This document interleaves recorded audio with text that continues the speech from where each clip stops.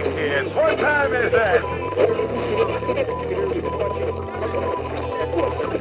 When it gets to the president's mind, it's completely blank. Completely blank. Can I get you anything? I'd like a beer, please. We don't have beer. Oh, okay. Wine. Red wine, please.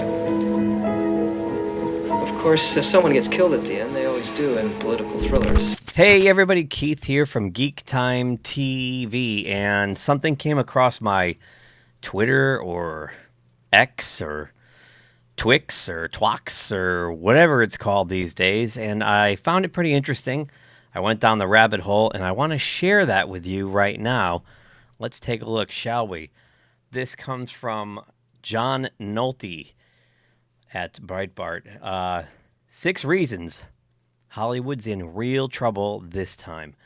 I found this really fascinating, and he did a lot of research. So let's just dive right in. And bear with me, because this could be a little lengthy, but I want to go through it thoroughly and touch every one of these 6 points that he brings up. So experts have been predicting the demise of Hollywood for as long as Hollywood's been around. Not me. People love stories. They love movies and TV, and that will never change, but the entertainment industry is in serious trouble today, primarily because it has painted itself into several corners. There will always be a Hollywood, but what the industry looks like in 5 or 10 years could be very different from what we see today. Here's why Hollywood's in real trouble. 1. The death of cable satellite linear TV. Cable satellite linear TV is non-streaming TV, where you pay for a package of channels every month: ESPN, CNN, Turner Classic Movies, Fox News, etc. For the sake of simplicity, he uses the term pay TV. Although I've been writing about the imminent death of pay TV for more than a decade, no one else really has. There's a reason why this consequential story has been deliberately underplayed. Pay TV is the one-legged stool propping up the entire entertainment industry. Very true. And we're going to get into some numbers in a minute. Personally, I'm a cord cutter. I cut my cord 2012. I actually sat down, I put a spreadsheet up, and I did a cost analysis of what I like to watch and what it would cost me to get it streaming versus in with an antenna versus paying for, at the time, DirecTV. And the savings were off the charts, so I immediately called DirecTV, which was a nightmare, and canceled it. And I have never had anything since. So I'm at, 11 years now? Back to the article. The importance of pay TV is rarely discussed in the media because the entertainment industry wholly owns the entertainment media. If the media covered this issue with the seriousness it deserves, stock prices would fall. Entertainment companies are judged solely by their stock prices, and the entertainment media will never risk damaging their patrons. Very true. There's a ripple effect. So if they talked about the astronomical amount of people canceling their cable and satellite, their investors would think twice about investing. So, and it's a cyclical thing when you have like NBC Comcast, who not only owns NBC Universal, so they're creating the content, they also own the distribution of the content. So they've got the entire circle closed. But if there's a crack in there, it affects the whole thing, right? So let's move on. Entertainment companies made billions from pay TV for decades, year in and year out. But those dollars were not earned on merit. If you're wondering why you pay $175 a month for a bunch of channels you never watch that still serve up 20 minutes of ads per hour, here's why. A major chunk of your $175 goes to entertainment companies. So let me repeat the main point. None of that money is based on merit. What does that mean? Merit means Hollywood makes money based on what people actually watch. Pay TV successfully circumvented merit with a rigged system where you pay for dozens of channels you never watch. Seriously, cable subscribers, or if you remember having a cable subscription, you had your favorite 10 or 12 channels that you would constantly hit with the remote. Maybe even put them in the little preset thing. But seriously, did you ever watch 90% of the channels on there? Probably not. Want proof? Look here. And I have the here in a moment. That is last week's 118 pay TV channels. Okay, so let's look at that for a minute. Here it is. Okay, there they are, 1 through 118. So what you see here on the top, this P2 plus column right here, you're supposed to add 3 zeros. So it's this number here plus 3 zeros. So 1,862 is actually 1,862,000 viewers. So, and this is from the week, last week, July 17th to the 23rd or whatever that would be. So this is what we're looking at, right? So we only have 2 channels here that saw over 1 million viewers, and it's Fox News and MSNBC. And then if you keep going down, you look like Hallmark Channel had 739,000. What I don't even know what INSP is. 711. Home and Garden, 671,000, so on and so forth. So you see, by the time we get down to number 13, TV Land, we're already under 500,000 viewers for the week. Not good. So, as stated, the P2 column reveals the total number of viewers in the thousands. As you can see, out of 118 channels, only 2 average more than 1 million viewers. Only 13 average more than 500,000. Only 33 average more than 250,000. So the author poses a question: how many of these 118 networks would survive on merit advertising revenue based on ratings? Maybe 5 out of 118. Nevertheless, Hollywood still makes a ton of money from over 100 channels that are fewer than 1 million people watch, because pay TV customers pay for those channels. Like ESPN, for example. ESPN is one of the most expensive channels on your cable bill. It's about $5 a household right now. And with ESPN, and we'll get to ESPN in a second, with all this cord cutting and ESPN's ratings sagging, they're having to lay people up. They're getting rid of all their top talent. They're trying to cut costs everywhere. And they're talking about now, if ESPN has to go direct to consumer, you're looking at almost $20 a month maybe for an ESPN subscription. I don't see anybody paying that to watch a few games here or there, because nobody wants to watch ESPN's programming. They just want live sports. So how sweet is that? Yes. But thanks to streaming, those days are coming to an end. Already the number of people who have canceled their paid TV subscriptions has been enough to hurt Hollywood's bottom line. Americans now want to stream, and the problem with streaming is that, unlike pay TV, and we'll get to that in a second, but here it is right here. This is an article by the same author from May of this year. The number of suckers, Americans, subscribing to pay TV has hit its lowest level since 1992. So, lowest level in 30 years. Streaming services are merit-based. So let's go back to that last sentence that led into this. Americans now want to stream, and the problem with streaming is that, unlike pay TV, streaming services are merit-based. So now you can't just soak people for something, because they're paying for a specific product. And if they don't like the product, guess what happens? Let's move on. Pay TV will always be around. The problem is that within the next 10 years or so, there will not be enough pay TV subscribers to sustain all the channels no one watches. So every entertainment corporation has launched a streaming service, hoping the streaming boom will replace those pay TV billions of dollars. Oops.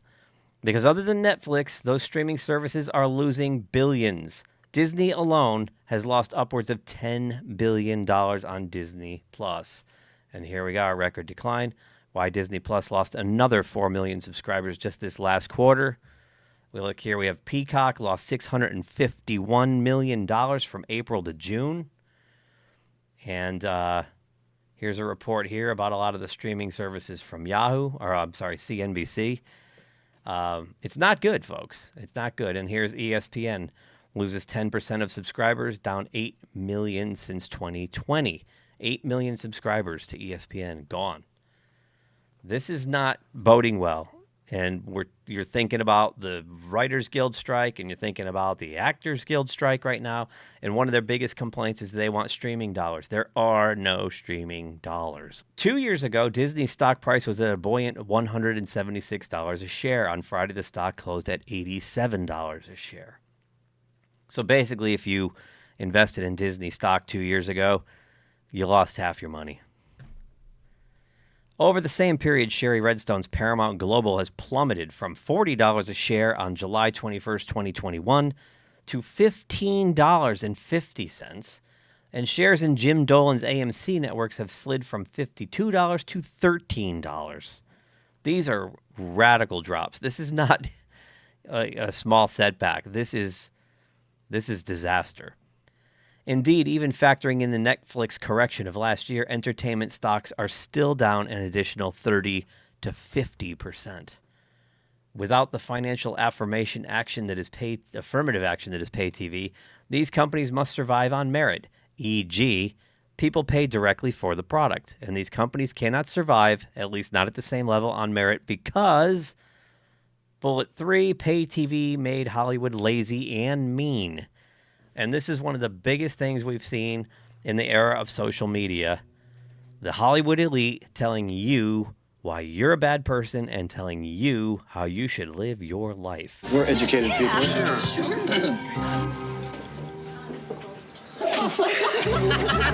When merit had nothing to do with Hollywood's massive profits, 3 things happened to the industry. 1, it got lazy. The Graduate, Part 2. And Mrs. Robinson had a stroke, so she can't talk. It's gonna be funny? Yeah, it'll be funny. 2, got cocky. Do places like this really exist? Only in the movies. And 3, politically divisive. No, don't say the last part. You lost 50% of your audience. And that's, part of why so much of the nation of that 50% looks at us in Hollywood as like going, oh, yeah, another celebrity over there on the West Coasters and the elite in the Northeast. And that's what y'all say. Because even from just a sales point of view, don't tab that gotcha on the end. And then you have your audience is twice as big. Why put effort into creating great content if you make the same amount of money for no effort? Yes.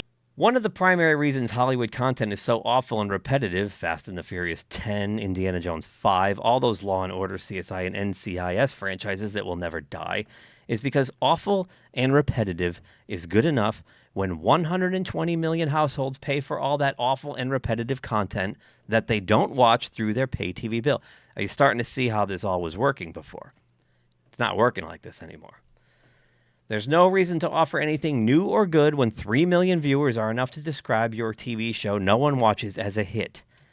Look at these viewership numbers from earlier this month. Now, I couldn't get this link to work. I'll try it one more time now live. This US TV database site is having trouble. So I did what I could, and I found this. Let me blow this up a little bit from the Hollywood Distorter. This is over the past year. This was published recently, June 7th, so it's a little over a month old. And here's the top programs, the top 20 programs over the last calendar year. And you see the top show was Sunday Night Football, which had 18.14 million viewers. Monday Night Football, 10.5 million. NCIS 9, FBI 9, Blue Bloods 9, all the cop dramas and stuff. Young Sheldon, and so on and so forth, with the 20th show, American Idol, coming in at almost 7 million viewers. So there's that. And then if you look at these numbers, which is, not that, this one. This was from 1996. And if you look at the top 10 shows from 1996, which were much better shows in quality, writing, whatnot. Let's take a look at this. Like ER, 34.25 million viewers. Seinfeld, 33.24 million viewers. Carolyn in the City, 29 million viewers. Friends, 29 million viewers. The Single Guy, 25 million viewers. Home Improvement, 23 million viewers. Mad About You, 23 million viewers. Roseanne, 21 million. NYPD Blue, 20 million, and Coach coming in at 10th, 18.37. So Coach, the 10th rated show in 1996, had better numbers than the top rated show now, which is Sunday Night Football. So you're definitely seeing a dynamic shift with all this cord cutting and I would say quality of product. So pay TV killed merit. When all that unearned money flowed in, Hollywood also got cocky and arrogant. This is why Hollywood had no problem insulting, demeaning, and alienating half the country, because it's always good and productive for your wallet to show contempt for half your audience. No, don't say the last part. You lost 50% of your audience. When merit has nothing to do with profits, it is perfectly safe to make your content left-wing, gay, anti-Christian, and culturally bigoted. Why not? We rubes are so addicted to Fox News and live sports, we'll still pay for networks like CNN that propagandize our own destruction. But now that streaming means profits can only be made through merit, Hollywood has painted itself into one corner where it has lost half the country as a potential customer base. No! And the second corner is an industry without the talent to create the quality content. Just take a look at Lord of the Rings, Rings of Power, Star Trek, anything new from Star Trek, all the Star Wars streaming shows, the Star Wars films, Doctor Who. It goes on and on and on. Look at this, he says. Somewhere around 350 TV shows debuted just last year, and it's almost all garbage no one watches. Quantity over quality to fill the schedules of cable networks no one watches and streaming services that lose billions. Without pay TV's affirmative action billions, it is not sustainable. So let's look at that. Here we go. This goes on and on and on and on and on and on and on. So this is the list of all the content that was created just last year. So moving on to bullet point 4, the woke prison. With billions and billions of unearned dollars pouring in from the old pay TV model, Hollywood stopped worrying about quality, stopped worrying about serving middle America, and felt secure turning their companies over to woke Nazis. Disney is so politicized it has openly embraced grooming and sexualized its children's content. And I'm sure you're all aware of those Zoom meetings that got out where they're all bragging about doing this kind of thing at Disney. Our leadership over there has been so welcoming to my not at all secret gay agenda. One of our execs stood up and said, we only have a handful of queer leads in our content. And I went, what? Kind of the only way to have these canonical trans characters, canonical asexual characters, canonical bisexual characters is to give them stories where they can be their whole selves. Here's the problem. Now that these companies will have to make money based on merit, merit will not be allowed. Once the woke parasites infest something, they never let go or compromise. For example, suppose Disney decided to save itself the only way it could, by returning to its roots of quality and wholesome programming. In that case, the woke Nazis will destroy the company from within. CNN is in the same fix if it ever decides to be an honest, objective news outlet. The woke Nazis demand to be openly, stridently, and belligerently political, which destroys any chance of quality content that might attract a mass audience, which in turn means your streaming service will continue to lose billions. The woke tail is wagging the dog, and there's no escape.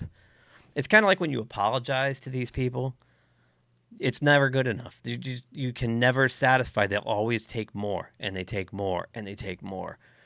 They're not about creating anything. They're not about sustaining anything. They're about tearing it down. And the fact that, in my opinion, the fact that in the last 3 or 4 years we've gotten very comfortable serving a small demographic of people who make the most noise online. And these people that you're watching corporations topple themselves in real time. Look at what happened to Bud Light and Target. Billions of dollars. Bud Light's lost 30% of its market share because the people have spoken and they don't want this anymore. I don't know how these companies are going to recover from this. I don't think they can. Let's move on. 5, free TV is making a comeback. TV used to be free. That's right. When I was a kid and we only had 3-4 channels, we had little rabbit ears on top of the TV. Sometimes you had to take them off the TV and like go down the hall and hold it stand on one leg and point out the window and put it on top of your head and tilt your head to the other side just to get the picture to clear up and you can watch something. But it was free. No one paid for TV until cable TV came along. And I remember when I came home from school, I think it was in first grade maybe, which was 1975. And my mom was sitting there and she had this brown box on her lap with like 20 buttons on it. You know, long cord going to the TV. And she's sitting there just pushing the buttons. And on the TV was a crystal clear picture and a lot more than 3 channels. And I was like, oh my God, this is technology. I was blown away. I'll never forget that day. I can see it in my mind right now. Moving on. People are rediscovering this. If you live near a metro area, a $25 antenna will deliver all kinds of free channels. It will. I've got them all over the house. And you know what? I still won't watch broadcast TV. They're on every TV for local news and whatnot. It only comes in handy for me like when there's a storm. You know, I want to turn on the local weather or something. Other than that, you know, what's the point? Let's see. It'll deliver all kinds of free channels, including the broadcast networks. If you already pay for the internet, streaming services like Freevee, Tubi, Redbox, and Pluto offer countless numbers of free channels that deliver countless numbers of movies, TV shows, sports, news, reality, DIY, and true crime programming. Why anyone would pay for TV today is beyond me. Yeah, I've become kind of addicted to Pluto. I like to watch the Star Trek channels, even though I've got all the classic Star Trek on disc. Sometimes, you know, if I'm washing the dishes or something, pop on Pluto, pop on the Star Trek channel or the More Star Trek channel, and just let it go. I guess I'm too lazy to walk over to the shelf. I'd rather sit through the ads. I don't know. But it is great if you want to get some free content. Also recommend the Family Feud channel. The classics with Richard Dawson are on there. And lastly, number 6, the writer and the actor strikes expose a paper tiger. The strikers want a higher percentage of profits that don't exist, and that's the biggest thing. I've had conversations with people I know who are in the unions, and I get their point. I get it. That, you know, they write something that's streaming and they're not seeing the royalties coming back, but they don't seem to grasp the fact that the streaming services are sinking. They're all taking on water. They're asking for money that just isn't there. And when I say this to them, they look at me like I have 2 heads and one's a toaster. They can't fathom. How can that be? Everyone I know has HBO Max. Everyone I know has Netflix. Everyone I know has Disney Plus. I mean, oh, come on. They're not losing money. That's bullshit. No, they're losing money. Streaming services are losing billions. Pay TV is dying. Movies are not making a comeback, and entertainment stocks are sinking. This is the reality, whether they like it or not, which means these strikes are going to go on for a really, really long time because you can't ask for what isn't there. And, you know, it would be a lot easier for the studios than to negotiate a deal if they had something to deal with. But they don't. They don't. Where exactly are the profits? Here's what terrifies the industry more than anything.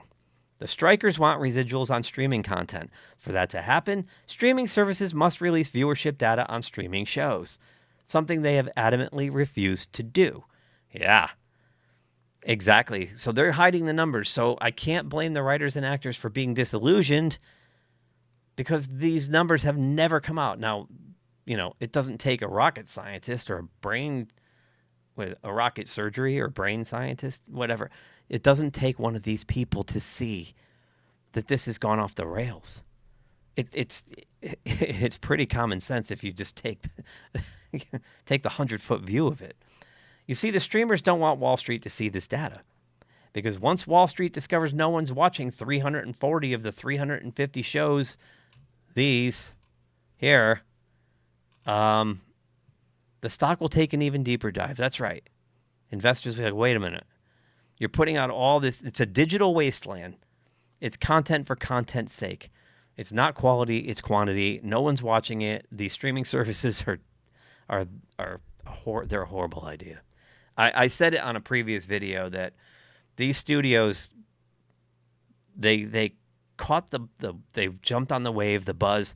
They wanted to have their own streaming service. They wanted to take all their IP back from Netflix and Hulu or wherever else it was, where they were getting paid to option it out.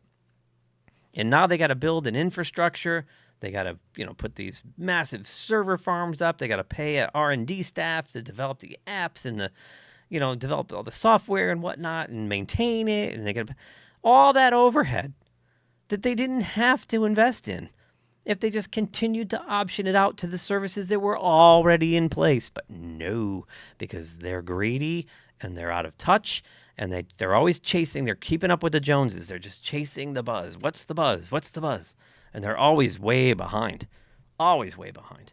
Reed Hastings at Netflix was, 7, 8, 10 years ahead of these people. It's insane. And it was all set up for them, but they had to be greedy. They had to copy. Where are we here? I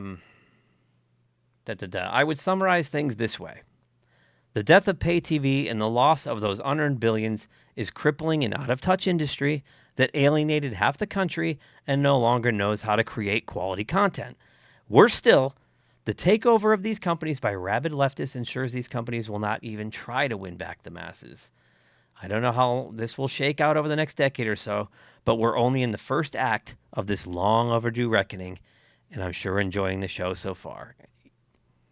So there it is. I will put a link to this article in the description below, but really, really thorough job. I can't argue with any of those points. You got the feeling when the Writers Guild and the Actors Guild went on strike that it was going to be different this time. Gary at Nerdrotic's been calling it a purge. I don't know if I'd go so far as to call it a purge, but I think it is definitely going to be a weeding out of the crap. I think you're going to see a lot of reboots, for lack of a better term. I think a lot of these studios are going to start to restructure themselves. They're going to run lean and mean. They're going to stop taking risks. I can't see any more of these $200 to $300 million feature films coming out anytime soon. I think you're going to see the death of the bloated blockbuster for quite some time, if not forever. Yeah, I think that this is definitely, they got fat and happy in Hollywood. And now the bills come due. And someone's got to pay it. So, anyway, would love to know what you think of all this. Leave a comment below. If so inclined, please smash that like button. We love when you do that. And, of course, if you haven't subscribed, please do subscribe to the channel. It only helps us do more. Get bigger. Maybe we can become a bloated studio someday. No, I would never let that happen. I promise you, folks, I would never let that happen. That's it for me. Hope you all have a great day, week, month, year, whatever, and I'll see you on the next video. Bye-bye. And the sun became as black as sackcloth, and the moon became as blood. And the seas boiled, and the skies fell. Judgment Day. Judgment Day. Almost tasted that. Num num num num, eat it up. Go play okay, 3, 2, 1. You know I'm the hottest. You ain't never gotta hit me up. Judgment Day. Judgment Day. Thanks for watching GeekTime TV. If you like this video, please subscribe to the channel. If you subscribe, make sure to check the little bell icon anytime someone from our network drops new content here. Want some GeekTime swag? Check out the merchandise available in the GeekTime TV store, linked in the channel description below. Share GeekTime TV with friends, and as always, thank you for your support. We'll see you soon.